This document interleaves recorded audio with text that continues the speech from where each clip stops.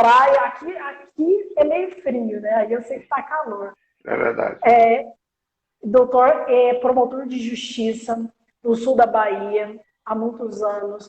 Ele tem especialidade em penal, em criminologia. Ele tem um mestrado que ele fechou com esse tema, fora um currículo maravilhoso. Ele é graduado pela Faculdade de Direito de Colatina, especializado em Direito Penal e Processual Penal, especializado em Criminologia, Política Criminal e Segurança Pública, aperfeiçoado em Psicanálise, com ênfase no estudo do comportamento emocional humano, com formação teológica, mestre em Direito Internacional Público, na área de pesquisa Direito, Estado e Cidadania, pela Universidade Politécnica Artística del Paraguai, mestre em Segurança Pública, Justiça e Cidadania pela Universidade Federal da Bahia, atualmente promotor de Justiça do Estado da Bahia, professor de Criminologia e Processo Penal na Faculdade do Sul da Bahia. Que currículo maravilhoso, é uma honra recebê-lo.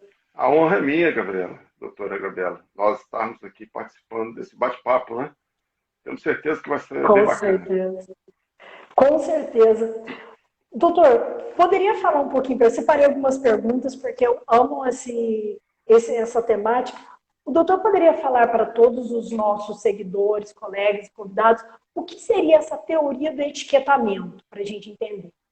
Bacana, vamos bater um papo sim, vamos conversar um pouquinho aí sobre esse tema que particularmente me é muito caro, é um tema que eu pensei um pouquinho mais neles, especificamente quando fiz o meu mestrado em segurança pública, né?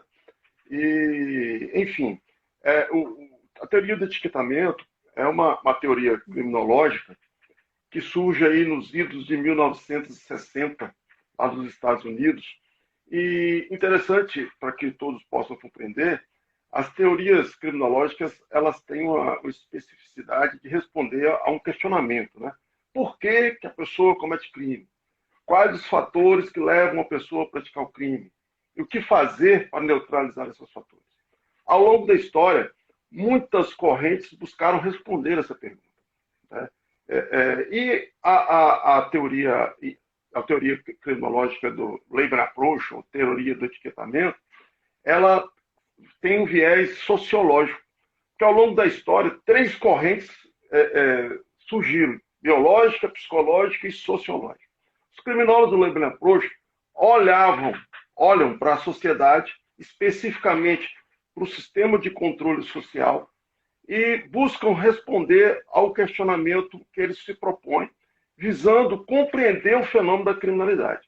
Interessante, doutora Gabriela, que os criminólogos do Labor Approach, que é a mesma teoria do etiquetamento, eles inauguram o chamado período crítico da criminologia, né? Até então, os criminólogos perguntavam por que alguém comete crime, quais os fatores que levam a pessoa a praticar o crime e o que fazer para neutralizar tais fatores. Então, eles buscavam responder esse questionamento olhando para um foco específico e desenvolviam a sua teoria. Os criminólogos do Labor Approach, teoria do etiquetamento, eles mudam esse paradigma. Eles chegam e falam assim: olha, não é correto perguntar por que alguém comete crime. O correto da pergunta é: por que algumas pessoas são consideradas criminosas e outras não? Então, nitidamente aí, eles inauguram uma crítica, um período chamado crítico da criminologia, olhando para a sociedade. E o foco da teoria do etiquetamento é o sistema de controle social e suas consequências. Então, eles olham o sistema de controle social e constroem a sua explicação. Obviamente que cada um tem o seu foco de observação, né? Mas a teoria do etiquetamento tem uma explicação científica muito interessante, na minha maneira de ver. Eles entendem o seguinte: uma pessoa, uma vez alcançada pelo sistema de controle social, recebe um estigma tal de ladrão, de traficante, de criminoso, e esse estigma faz com que a pessoa que foi alcançada pelo sistema passe a ser considerada uma pessoa não grata na sociedade. Ou seja, uma pessoa repugnante, que as pessoas de bem querem distância. E esse fato faz com que esses estigmatizados procurem outros estigmatizados igual a ele. E essa associação, segundo os criminólogos do Label Approach, segundo a teoria do etiquetamento, é o início da carreira criminal. Então, de acordo com esse raciocínio, a pessoa que é alcançada pelo sistema de controle social passa a ser considerada, na verdade, uma vítima do sistema. O sistema de controle social, sobre o pretexto de buscar ressocializar aquela pessoa, o que ele faz, dizem os criminólogos do Label Approach, é fomentar a ida dessa pessoa para a carreira da criminalidade. Então, eles têm todas as suas considerações, né? E essas considerações, se nós formos analisar, obviamente que é parcial, nós não podemos trazer isso de forma absoluta, mas me parece que, no mínimo, serve para a nossa reflexão. No mínimo, serve para a nossa reflexão. Então, eles têm uma característica interessante. Como eles abandonaram o considerado modelo etiológico determinista, que é a causa, né? Por que alguém comete o crime? Quando ele parte para o viés crítico, ele nos possibilita uma reflexão muito importante do papel que o sistema penal, que o sistema prisional, principalmente, tem cumprido na vida daqueles que são alcançados por ele. Então, nos causa essa reflexão, no mínimo, né, dessa sistema aí de controle social que hoje nós estamos inseridos. Então, é por aí, mais ou menos assim que eles pensam, né? Essa é a explicação bem resumida aí dos criminólogos do Label Approach. E uma das críticas que eles fazem, os criminólogos do Label Approach fazem, é que o sistema de controle social fulmina a identidade da pessoa. Fulmina. Entende? Então, como eu disse, a partir do momento que uma pessoa é alcançada pelo sistema de controle social, ele passa a ser conhecido no meio social como ladrão, como traficante, como criminoso. E essa identidade dele, o João, o José, o Manuel, a Maria, enfim, ela é fulminada a sua identidade. Isso tem uma repercussão muito importante, porque a nossa identidade é a forma com que nós somos conhecidos perante a sociedade. Isso para nós é muito importante, como pessoa humana que nós somos. Tão importante, que a própria lei, em algumas hipóteses, autoriza a mudança do nome. Na possibilidade de que as pessoas, o nome traz constrangimento para a pessoa, porque a lei considera isso importante. E é, de verdade, importante. O nome é aquilo que nós identificamos na sociedade. E muitas das vezes, você chega no presídio, muitas vezes, para conversar com os internos, eles se identificam com o nome do crime que praticaram. Ah, eu sou 121, eu sou 33, eu sou o 157, eu sou 155. Então é muito comum quando nós... Agora voltou. Ah, que bom. Voltou. Olá, George, chegando aí também. Pronto. Pessoal, o pessoal que estava acompanhando a gente na parte 1, foi um pequeno entreveiro dessa internet. Voltamos. O doutor estava falando do etiquetamento. Ele retira a identidade da pessoa. A pessoa, ela começa a ser identificada com o crime cometido. Isso dificulta a ressocialização, não é, doutor? Isso aí. É uma das questões, das críticas formuladas pela teoria do etiquetamento, é justamente essa fulminação da identidade da pessoa, né? A pessoa passa a ser conhecida, umas vezes, em umas situações, pelo crime que cometeu. Elas mesmas se identificam pelos crimes, pelo número de prontuário que elas recebem ao entrar na unidade prisional. E a crítica dos criminólogos do Label Approach é que isso fulmina a própria identidade da pessoa, que é algo de muito importante que nós somos. Então, o primeiro aspecto que o sistema prisional fulmina na pessoa é a identidade dela. Esse estigma faz com que a pessoa perca a sua identidade.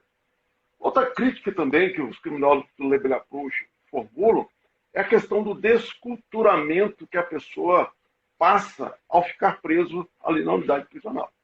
Não há novidade para ninguém, absolutamente para ninguém, que ali, no sistema prisional, existe uma subcultura. Né? Ou seja, viver aqui fora é diferente do que viver lá dentro. A pessoa, para sobreviver dentro do sistema prisional, ele precisa se adaptar às regras do cárcere. A realidade é essa. A realidade é essa. E nessa adaptação das regras do cárcere, ele se adapta à cultura do cárcere, mas, por sua vez, ele se descultura da cultura que é a cultura da sociedade. E isso é outro problema. É outro problema que os criminosos do Label Approach sustentam, né? E eles vão fazendo as críticas. Né? Óbvio que o foco deles é o sistema de controle social e as suas consequências. Eles não discutem a primeira causa da criminalidade. Por que uma pessoa pratica o crime pela primeira vez? Eles não entram nessa discussão.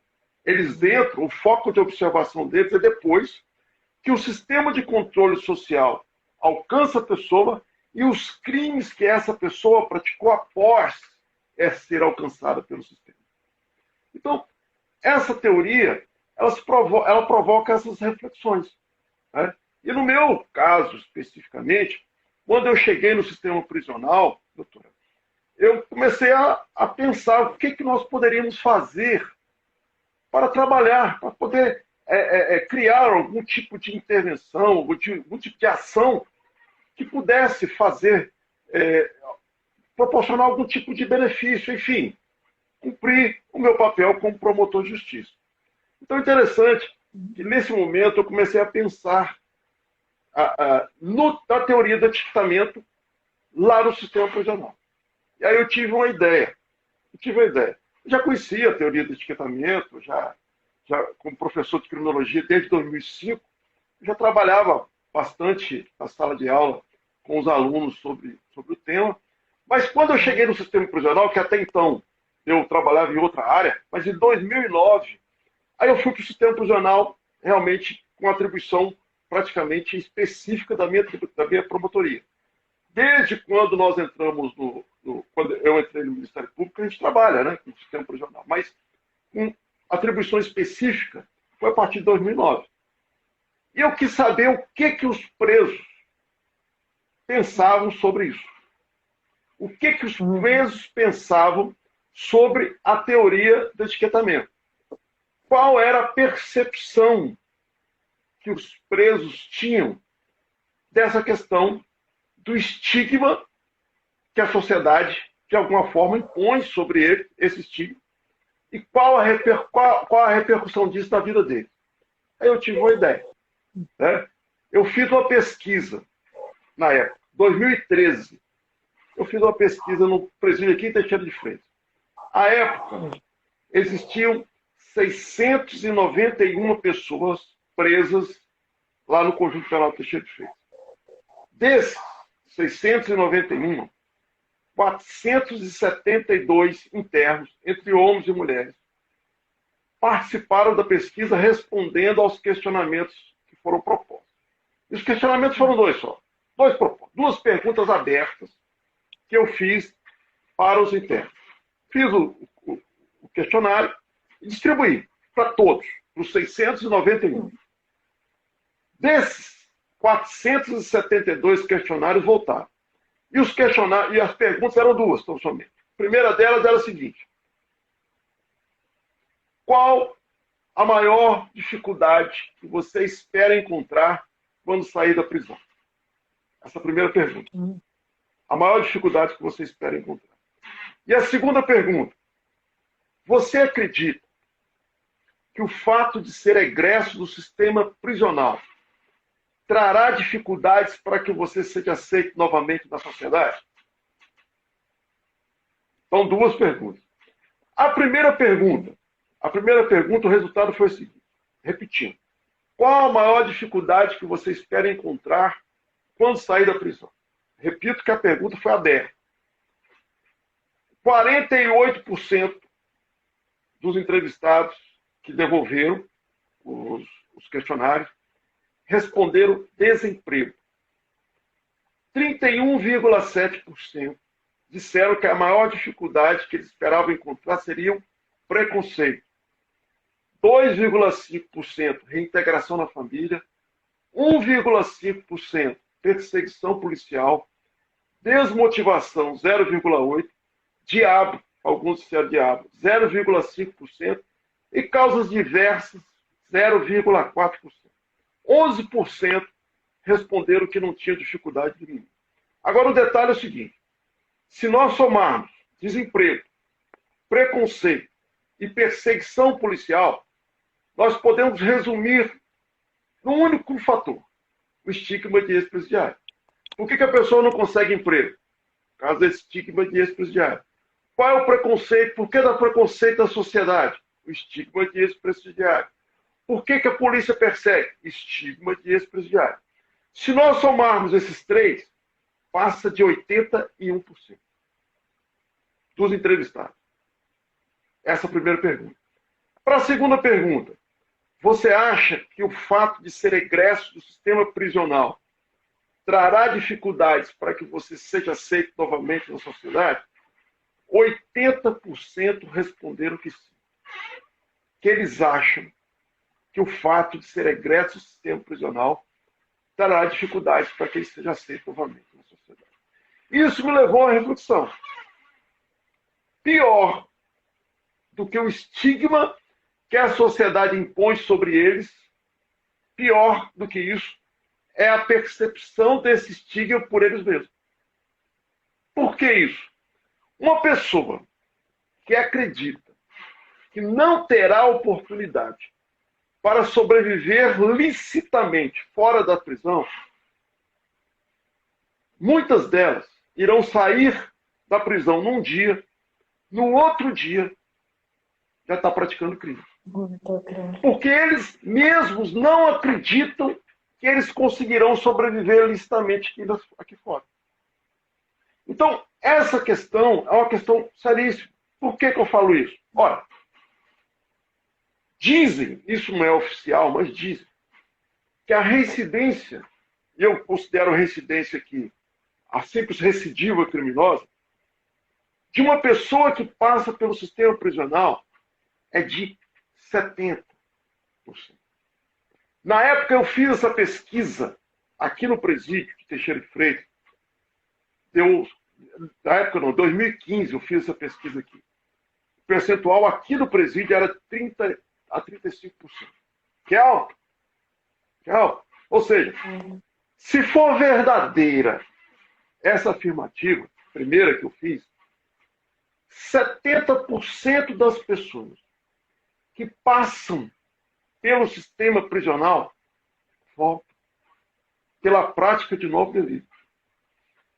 Então nós podemos pensar na possibilidade que o Estado, eu digo Estado brasileiro, gasta milhões de reais mensalmente, porque cada preso hoje gira em torno aí de 3 mil reais, dependendo do Estado, por mês. Cada preso custa para o Estado. Gasta milhões de reais para devolver uma pessoa que já não estava bem, pior do que entrou. Então, essas questões me levaram a essa reflexão. E eu pensei, o que fazer? Tem que ser criada Nós temos dois problemas agora. Depois da minha reflexão realizada partindo da premissa da teoria do etiquetamento, duas questões foram detectadas. O estigma social que a sociedade impõe sobre a pessoa e essa percepção pelo interno. Então, nós temos que entender como sociedade duas questões. Primeiro, a sociedade paga caro para colocar essa pessoa dentro do sistema prisional. Segundo, quando a pessoa sai de lá, se ele sair pior do que ele entrou, quem vai sofrer com isso é a própria sociedade. A própria sociedade. Então eu costumo dizer o seguinte, até por uma questão de inteligência, nós precisamos trabalhar melhor. Porque eu não vou dizer, doutora Gabriela, que o nosso país prende muito. Isso aí é questionável. Se nós formos analisar proporcionalmente a quantidade de habitantes que o país tem, de fato, o Brasil tem a terceira maior população carcerária do mundo. Mas isso em números absolutos. Em números relativos, ele cai. Tudo bem, não vamos discutir isso, se o país prende muito ou não, porque de fato é questionável. Mas uma coisa que, na minha ótica, não dá para questionar é que o nosso país prende mal. Prende mal. Basta uma simples visita a um estabelecimento prisional para constatar a veracidade dessa minha afirmativa. Raras exceções, no geral, nosso país prende mal. Então, essa conversa de ressocialização do preso, me parece, pela realidade que nós vemos, não se coaduna com o que nós sustentamos na academia. Ou seja, para ser bem prático, hoje, falando em ressocialização das pessoas que são presas, de fato, é uma falácia. Então, a realidade nos mostra que uma pessoa, quando entra, ele pode até sair melhor. Não é isso que eu estou dizendo. Eu já vi muitas pessoas passarem pelo sistema prisional e nunca mais voltar. Saírem e terem uma vida digna aqui fora. Mas eu nunca vi até hoje. Tem mais de 20 anos que eu trabalho com o sistema prisional. 11 anos especificamente. Mas eu nunca vi alguém que tenha saído melhor em razão do tratamento recebido pelo sistema. Cada um teve a sua motivação para melhorar. A pessoa não quer voltar mais, muitos da religião, muitos da psicologia, enfim. Cada um teve a sua busca. Mas, certamente, ele não saiu melhor em razão do tratamento que ele recebeu. Então é algo... o sistema prisional hoje, para nós, a nível de Brasil, né, vamos dizer assim, é um problema que precisa ser administrado e, de fato, é algo extremamente delicado para se trabalhar. Porque, primeiro, nós estamos trabalhando com pessoas. Né? E pessoas em uma situação de absoluta vulnerabilidade e exclusão. E que já chega no sistema prisional com a bagagem de problemas infinitos, né? De toda ordem, de toda natureza. Enfim, é um público muito específico e complexo de se trabalhar, porque, de fato, as questões que envolvem o sistema prisional são complexas. Né? São complexas. Com certeza. Interessante. E diante desses pontos, doutor, a gente pode então dizer que a gente está diante de uma teoria com relação à teoria do etiquetamento muito deletéria para o preso, principalmente o egresso. É uma teoria de conflito, né? Porque ele vai analisar que quando você etiqueta a pessoa, é aquilo que a sociedade, como uma forma de domínio ou uma forma de impor determinada regra de conduta, ela vai impor a essa pessoa. Então, a gente poderia dizer que tem um paralelo entre o etiquetamento e a subcultura. Onde tem subcultura, porque existiu o etiquetamento? Já bem, vou te responder a sua pergunta te dando um exemplo de uma entrevista que eu fiz com o egresso durante o meu mestrado. Essa entrevista consta da minha dissertação. O egresso que na verdade, ele já tinha retornado para o presídio. Ele foi condenado por homicídio, essa pessoa, ficou uns 10 anos no cárcere, depois saiu. Depois de aproximadamente 6, 7 meses, ele retornou, agora pela prática de tráfico de drogas. Então, eu quis ouvir essa pessoa. Eu chamei à parte, pedi autorização a ele para poder gravar a entrevista. Eu fiz a entrevista. E essa foi a entrevista diálogo, um diálogo que eu fiz com ele. E a pergunta que eu fiz com ele primeiro foi o seguinte: o que aconteceu? Porque eu conheci ele antes dele sair. Eu tinha contato com ele antes dele sair pela primeira vez. Eu tive contato com ele. E ele demonstrava ser uma pessoa que, sinceramente, queria sair da criminalidade. Era um potencial ressocializado, vamos dizer assim. Nós acreditávamos que ele estava pronto para poder sair. E eu chamei ele e perguntei: rapaz, o que aconteceu? Conta para mim, o que foi que fez com que você saiu do presídio dizendo que nunca mais queria voltar e voltou a praticar crime? E ele foi contando a história dele. Chegou um determinado momento da história dele, ele disse o seguinte: doutor, eu não consegui emprego.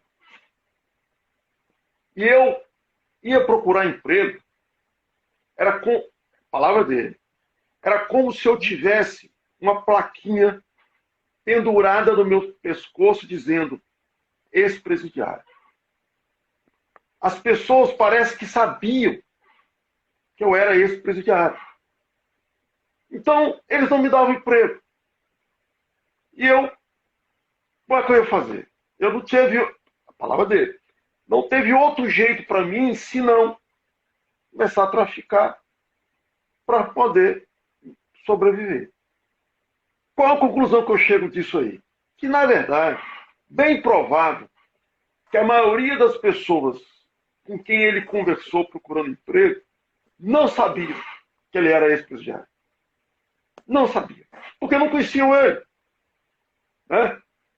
Então, qual é o maior problema que esse rapaz enfrentou? Na minha opinião, na minha visão, foi ele mesmo. Ele não acreditava nele. Ele não conseguia enxergar a possibilidade. Porque na visão dele, todos sabiam que ele era ex-presidiário e não iria dar oportunidade. Então, ele percebeu, ele assumiu esse estigma de uma forma tão forte, que ele não conseguiu um emprego, na minha ótica. Não foi nem porque ele era ex-presidiário, porque ele, como ex-presidiário, não acreditava que ele podia, de fato, conseguir um emprego. E aí eu volto naquela conversa que nós tivemos. Esse rapaz estava com o seu eu absolutamente fulminado. Porque, entenda, uma coisa é as pessoas não acreditarem na gente. É um obstáculo. Mas pior do que isso é quando eu mesmo não acredito em mim. Se nós não acreditamos em nós, não adianta o outro acreditar para que eu possa ter êxito naquilo que eu tenho que fazer. Então, percebe como o estigma, como o sistema, nesse aspecto, fez com aquele rapaz? Então, os teóricos do Label Approach, ele assumiu, respondendo a sua pergunta, ele absorveu a cultura, a subcultura do cárcere. Ele absorveu o estigma que colocaram sobre ele. E esse estigma, dentro daquilo que eu penso, fez com que ele voltasse para a criminalidade. Fez com que ele praticasse delitos e aí acabasse por voltar para a prática criminosa. Essas e outras problemáticas que envolvem. Outro dia, conversando com a interna, sobre essas questões, né, de reinserção da sociedade, de que ela ia deixar o cárcere. Essa interna, ela tinha uma pena de 30 anos. 30. Já tinha cumprido mais de 10. E numa conversa que eu tive com ela, ela devia ter mais ou menos uns 20 anos quando entrou no cárcere, já estava chegando aos 30. E ela chegou para mim e disse, de forma categórica: doutor, o senhor acha que com o tratamento que eu estou recebendo aqui, O dia que eu sair daqui, eu vou querer fazer carinho em alguém? É algo que nos deixa, de certa forma, constrangidos no que diz respeito à resposta. Então, é óbvio. As pessoas falam, a pessoa praticou o delito. Sim, não estamos discutindo essa questão. Uma coisa é ela ter praticado o delito. Outra coisa, o que o Estado está fazendo com essa pessoa após ela ter praticado o delito. Porque se nós partirmos da premissa que a pessoa está ali para sair melhor, para ser ressocializada, nós podemos, sem qualquer constrangimento, dizer que o Estado está falhando na sua missão. Porque as pessoas não estão saindo melhores. Pelo contrário, as pessoas, pelo tratamento que estão recebendo do sistema, estão saindo piores. E isso está ficando caro duas vezes, financeiramente e socialmente. E a verdade é que ninguém tem uma resposta clara e específica para o problema. Existem projetos que são feitos, existem iniciativas, inclusive a gente procura desenvolver um projeto aqui, que mais adiante a gente pode conversar um pouquinho sobre ele, né? Qual foi o projeto que originou dessas reflexões, mas o fato é que ninguém tem uma receita pronta, ninguém tem uma receita que seja eficaz e que resolva todos esses problemas. Porque, como eu disse no início, a questão é complexa. A questão é muito complexa. As autoridades, de um modo geral, estão aí pensando e, às vezes, perplexas diante do quadro que é apresentado, sem que tenhamos uma solução clara e específica para o problema. Então, trabalhar com o sistema prisional, eu costumo dizer o seguinte, é você administrar mais ou menos uma bomba relógica, né, que pode explodir a qualquer momento. Então, você tem que ir administrando para poder ir tirando as pressões do sistema e criando alternativas, visando trabalhar a questão para diminuir essa problemática. Mas a verdade é que nós não temos ainda hoje uma intervenção, uma solução para a questão. Nós não trabalhamos, a única certeza que nós temos é que nós temos um problema. Um problema para administrar. Agora, o que fazer com isso, realmente é uma pergunta que está em aberto. Está em aberto. Excelente, excelente resposta, doutor.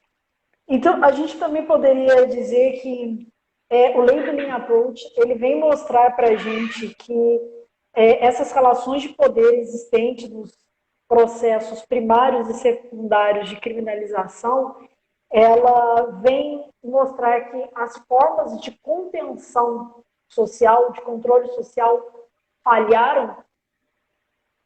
Certamente, certamente. A pessoa, a questão da delinquência primária, que os criminosos do Level Approach, na verdade, eles não discutem por que uma pessoa pratica o crime pela primeira vez, eles não discutem isso, como eu disse no início, o foco deles é, de fato, o sistema de controle social e suas consequências, mas a abordagem é que o controle social informal, né, a família, escola, obviamente que falharam. E ainda há consideração que nesses próprios controles existem os estigmas. Esse filho é a ovelha negra da família. Olha só. Isso é um estigma. Isso é um estigma. Na escola, né, a conversa do bullying, né, essas questões de bullying que acontecem na escola, quantos alunos são rotulados na escola, né, como o problemático, como aquele que não tem jeito, né, que não, é o péssimo aluno, enfim. Esses estigmas, muitos deles fazem os criminosos do Label Approach, a teoria do etiquetamento, sustenta, que começam, na verdade, antes deles serem alcançados pelo sistema de controle. Na próprio controle informal, que é a família, que é a escola, existe também o estigma. Então, quando nós falamos, por exemplo, para um filho ou para alguém que ele não tem jeito, nós estamos rotulando aquela pessoa. E dependendo da forma com que a pessoa absorve aquela afirmativa, vai fazer uma diferença enorme na vida dela. Porque nós somos aquilo que acreditamos ser.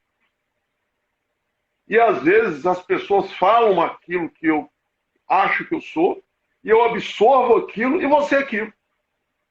Então, essa questão do rótulo, doutora Gabriela, é algo extremamente delicado, sério, e que poucas pessoas têm ideia das consequências que pode ocasionar na vida de alguém quando é imposto um rótulo na vida da pessoa. Então, os criminosos do Label Approach, eles tiram isso debaixo do tapete, né, que até então a impressão que se dá é que isso estava debaixo do tapete. Eles jogam para cima. Né? Óbvio que isso foi criado nos anos de 1960. Nesse contexto, nessa época, os crimes de colarinho branco, né, as pessoas que praticavam crimes de uma sociedade, da classe mais alta da sociedade, ainda não eram alcançados por esse sistema de controle. Então, quando iam-se aos presídios, só viam a classe baixa. Isso ainda é uma realidade. A verdade é essa. Se nós formos aqui no presídio, hoje, nós vamos encontrar lá a grande massa, a maioria das pessoas pertencente à classe baixa ou à classe baixíssima da sociedade. Aí a grande pergunta dos criminosos do Label Approach é: será que são só essas pessoas que praticam crime? Parece que não. Me parece que não. Me parece que não. Mas por que então só tem pessoas da classe baixa na população carcerária? Pelo menos a maioria. Esse movimento de hoje, nós temos pessoas da classe alta também presas. Esse movimento começa lá em 1960 com os criminólogos do Label Approach, com a teoria do etiquetamento, depois vai desaguando na criminologia crítica. Enfim, a crítica foi se acentuando até chegar a essa repercussão de pessoas da classe dominante, chamados, também serem alcançados por esse sistema de controle social formal. Óbvio que o percentual ainda é muito pequeno, mas nós estamos caminhando. Com certeza. Doutor, nós temos uma pergunta bem interessante aqui, do doutor Neto. Ele diz o seguinte: não seria mais vantajoso ao Estado implementar incentivos fiscais a empresas... subiu aqui. Incentivos fiscais a empresas para que as pessoas fossem inseridas no mercado novamente, bem como na sociedade? Obrigado pela participação, né? São todas iniciativas. Por exemplo, as pessoas que, no presídio, nós temos empresas que contratam os presos e pagam percentual de um salário mínimo para os presos. Existe essa possibilidade. Não vou dizer que são incentivos fiscais, mas são, de certa forma, alguns incentivos. Existem hoje movimentos, principalmente na área pública, levando o município a criar leis que obrigam as empreiteiras de obras públicas a contratarem um percentual mínimo de pessoas egressas do sistema prisional. No sistema público já existe essa iniciativa. Agora, você obrigar a iniciativa privada a fazer isso é algo realmente mais delicado. Penso eu costumo dizer o seguinte: por uma questão de inteligência, acho que eu já até disse isso aqui, vou repetir se disse. Até por uma questão de inteligência, a sociedade, e aí obviamente que eu incluo todos os empresários, deveriam olhar de uma forma diferente para essa população, no sentido de que de proporcionar oportunidade a essas pessoas. Porque, repito, se eles não encontrarem a oportunidade de viver licitamente aqui fora, eles vão arrumar um jeito de sobreviver. De fome eles não vão morrer. E, obviamente, eles vão buscar a criminalidade. E aí a sociedade, novamente, é que vai sofrer. Nós precisamos, enquanto sociedade, entendermos que nós precisamos receber essas pessoas. Ah, doutor, mas tem toda a problemática. Eu compreendo que tem. O Estado tem que preparar melhor essas pessoas para receberem a liberdade. Para que esses riscos que existem, no que diz respeito à reinserção deles na sociedade, voltarem a praticar crimes, sejam reduzidos. Porque risco, se nós pensarmos, sempre tem. Quando você, empresário, contrata alguém, qual é a garantia 100% que aquele empregado não vai te dar nenhum tipo de problema? Não tem. Nenhuma. Então o risco sempre existe. Né? O risco sempre tem. O problema do presidiário, do ex-presidiário, na verdade é o estigma que colocaram sobre ele. Então, esse rótulo faz dele uma pessoa com um potencial muito maior de dar problema. Quando, na verdade, nem sempre isso é real. Nem sempre é real. Por quê? Porque, geralmente, a maioria, eu particularmente penso, que a maioria quer sobreviver licitamente. Tem uns que não querem. Tem uns que não querem. Não adianta. Tem um percentual que essa conta é minha. Essa conta não é uma conta científica, não, mas é uma conta minha. Uns 30%, talvez, 35% da população carcerária, esses não querem.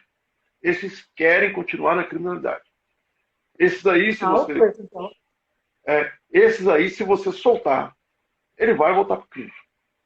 É mais ou menos o percentual de pessoas que estão envolvidas com as chamadas facções criminosas. É mais ou menos. Então, essas pessoas não querem. Elas querem continuar no crime. E não há nada que se fazer. Aí o Estado tem que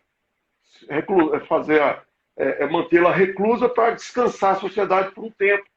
É o que tem para fazer. Porque eles não querem. Mas tem 70%, dentro dessa minha análise, 70% que querem. E esse percentual é significativo.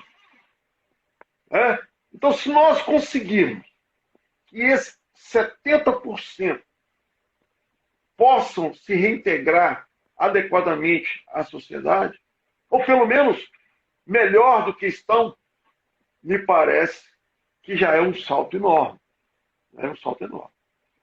Então, a problemática é mais ou menos essa. Os criminosos do label approach, ao fazer as suas considerações, eles colocam isso em evidência. Olha o que o estigma está fazendo com as pessoas.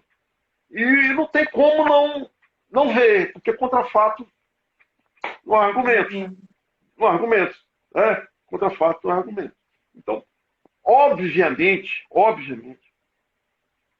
que as pessoas que passam pelo sistema prisional, o rótulo de ex-presidiário é um obstáculo enorme que ele possui para se reintegrar à sociedade. E eles sabem disso, como eu falei para vocês, através da pesquisa. Foi demonstrado através da pesquisa.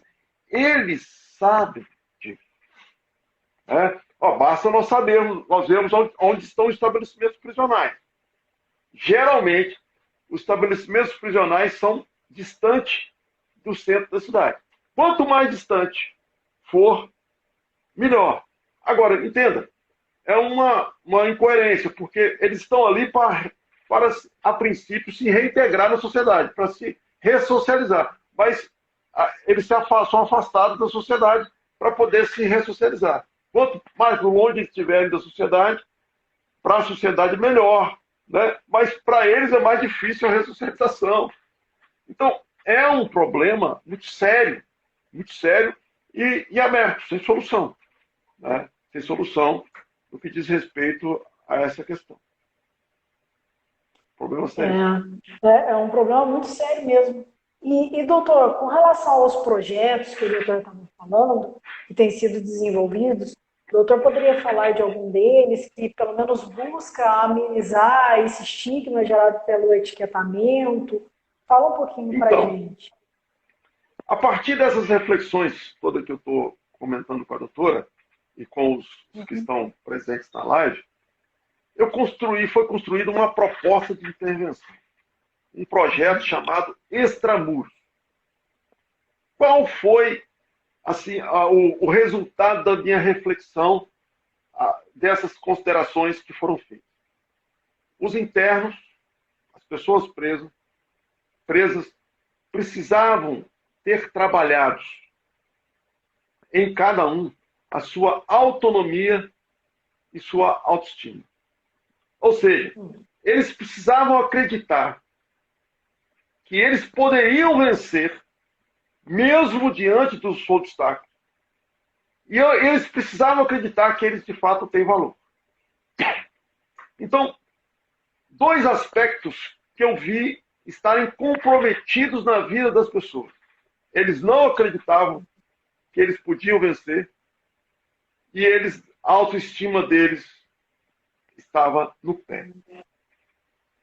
Então, diante dessa constatação, eu tive uma ideia que eu particularmente penso que foi inspiração divina, de criar uma proposta de intervenção com base em princípios religiosos, filosóficos e de direitos humanos.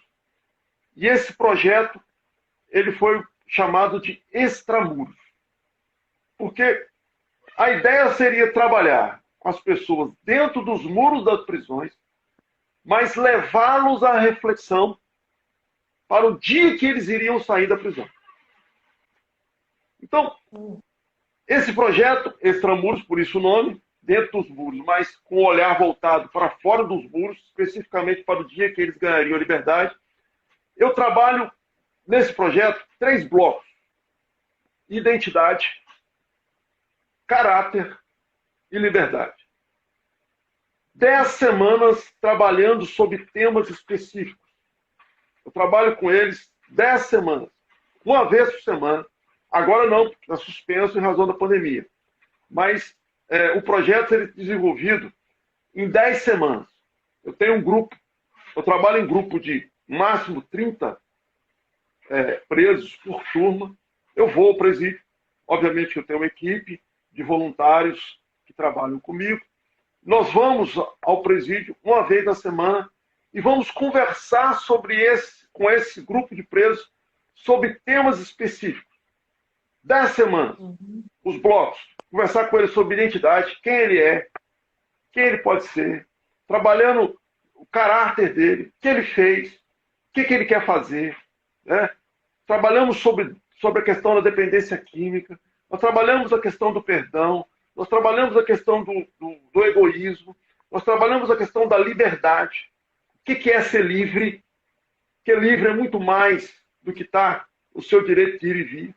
A pessoa pode estar presa dentro de uma grade de ferro e, na verdade, está livre, porque liberdade. E aí a gente utiliza ícones como, por exemplo, Jesus Cristo, a gente utiliza ícones como, por exemplo, Nelson Mandela. Né? E nós vamos trabalhando através de exemplos de pessoas que passaram por esse mundo e tiveram comportamentos que, a princípio, pareceram estarem presas, mas, na verdade, estavam livres. Né? Estavam livres. Então, nós vamos trabalhando esses princípios com eles durante 10 semanas. 10 semanas. Visando fortalecer o quê? A autonomia. Você pode sobreviver licitamente lá fora. E autoestima. Você tem valor. E parece algo muito simples, né? Você pode. E você tem valor. Mas muitos desses internos, muitos deles,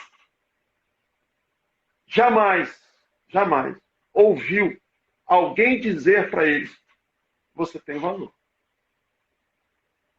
Isso é um impacto tremendo para ele. Você tem uma ideia, doutor?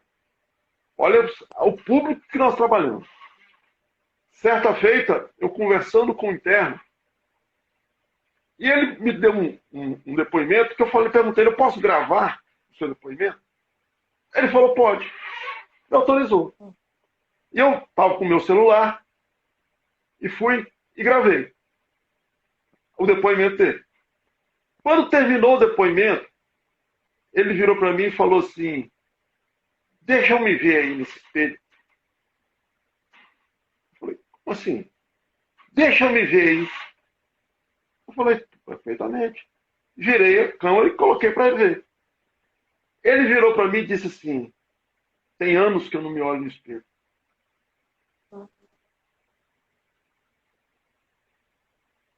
É o público. Durante essas rodas de conversa, teve uma pessoa, um interno, de 52 anos, 53 anos mais ou menos, que eu estava falando disso, né, de amor, de a pessoa ter valor. E ele me interrompeu, perguntou se poderia falar. Eu falei, perfeitamente, pode ser. Ele disse para mim, doutor, eu tenho 52 anos. Eu nunca tive um abraço de um familiar meu. Eu nunca recebi um abraço de um familiar. Diante daquela situação, eu me coloquei no meio da roda, chamei a ele, perguntei a ele se eu podia dar um abraço a ele. Ele falou, pode. E quando eu abracei aquele cidadão, ele chorou igual criança. Igual criança. O engraçado disso, que na verdade não tem graça nenhuma, mas depois disso, toda vez que eu chegava lá para poder aplicar a reflexão do dia, ele dizia para mim assim, doutor, o senhor não tem idade para ser meu pai. O senhor não tem idade para ser meu pai, mas quando o senhor está aqui, a impressão que eu tenho é o senhor de pai, de meu pai. O nível de carência é um nível de carência tão alto, tão alto, tão alto, que qualquer coisa que você faça para o público tem repercussão. Mais simples que seja. Você dizer para ele, olha, Deus te ama. Aquilo pode impactar no coração dele de uma forma tão grande que pode salvar a vida dele. Que pode salvar a vida da pessoa.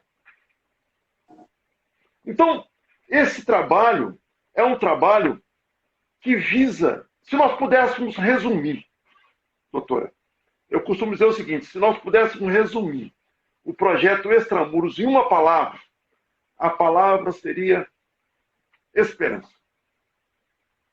Esperança. Nós estamos ali para dar esperança àquelas pessoas. A esperança de que um dia eles vão sair de lá e eles vão conseguir viver licitamente fora dos muros da prisão. Então, o Extramuros ele tem esses grupos, né? esses alicerces: identidade, caráter, liberdade e, por fim, prática. No último encontro, nós chegamos para ele dizendo o seguinte: e agora? E justamente é esse o tema da reflexão. E agora? O que você vai fazer com tudo que você ouviu aqui? Nós levamos aquelas pessoas a pensar de forma prática. O que eu vou fazer com isso? Porque se for somente para passar alguns momentos agradáveis na prisão, pouco valerá. Pouco valerá.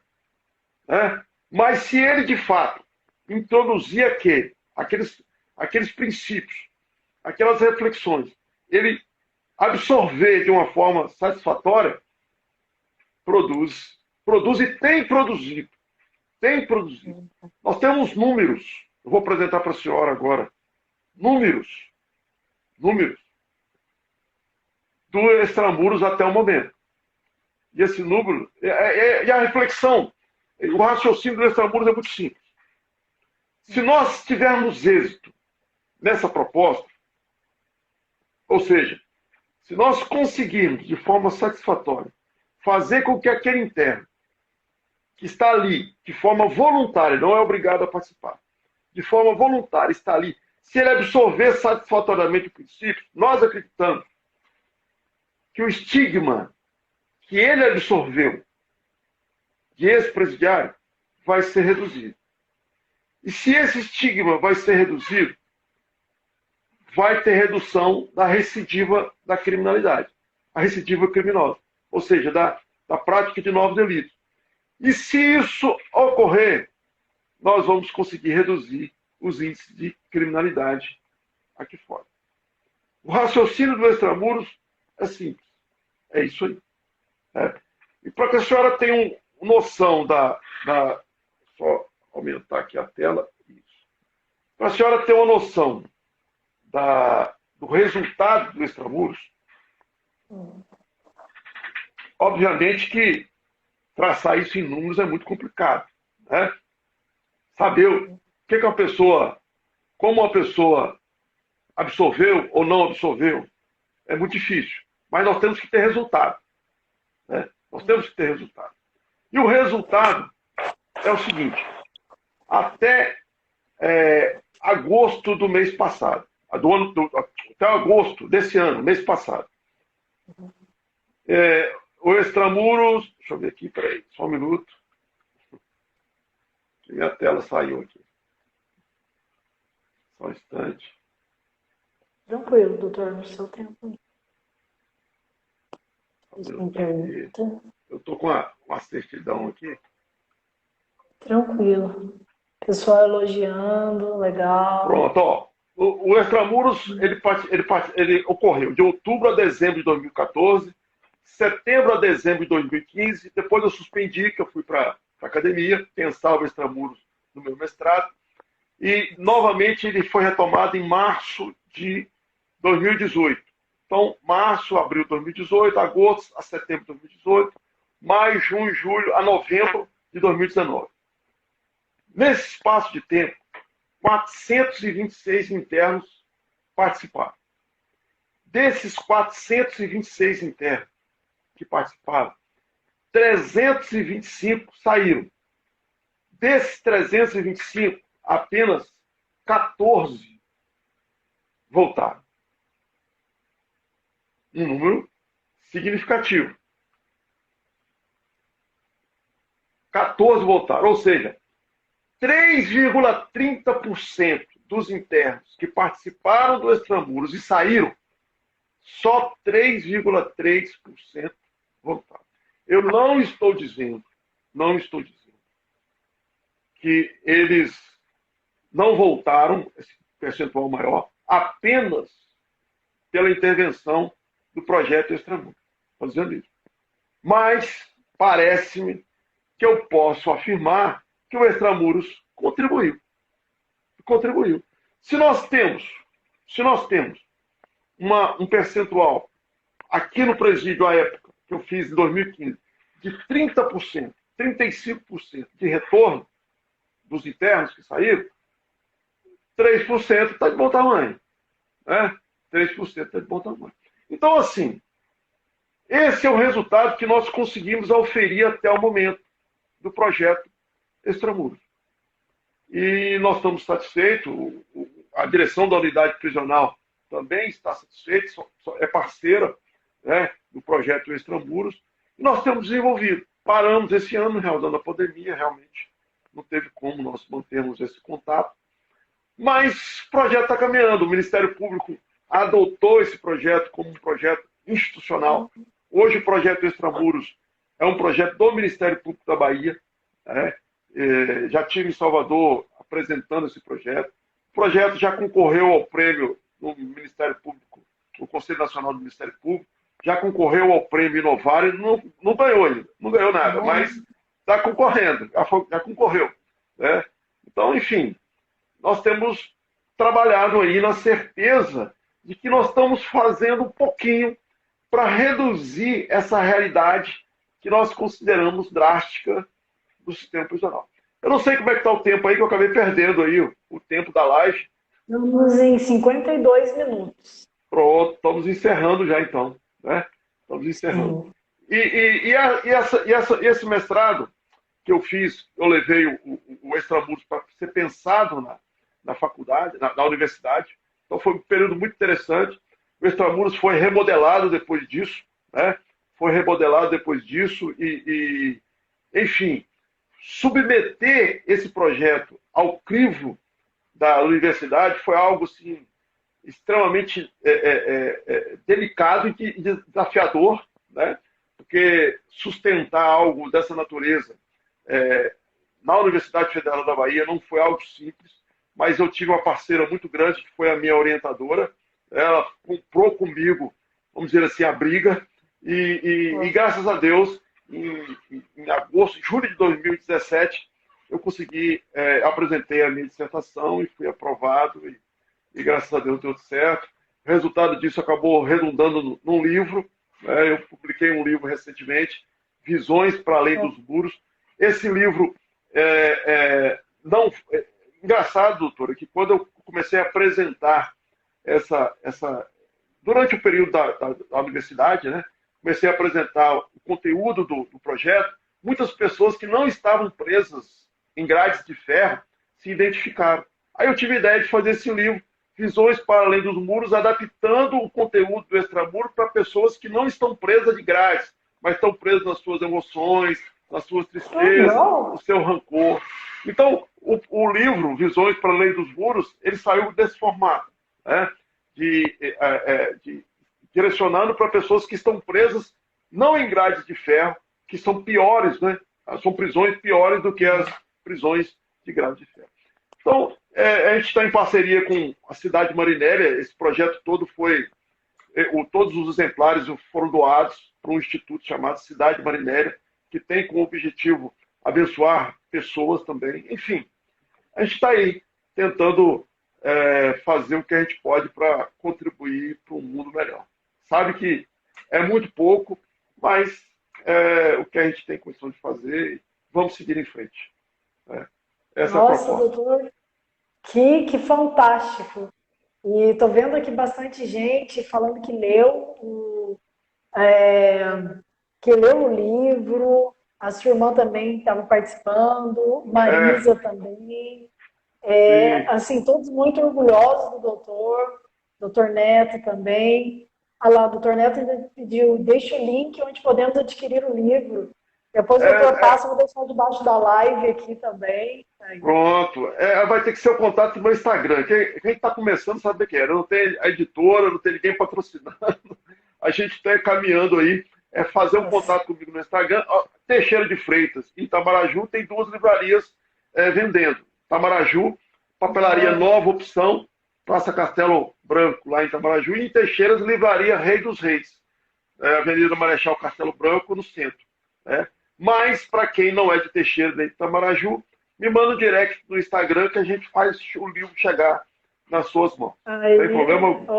José Dutra, JR, _. Isso a gente faz chegar o livro.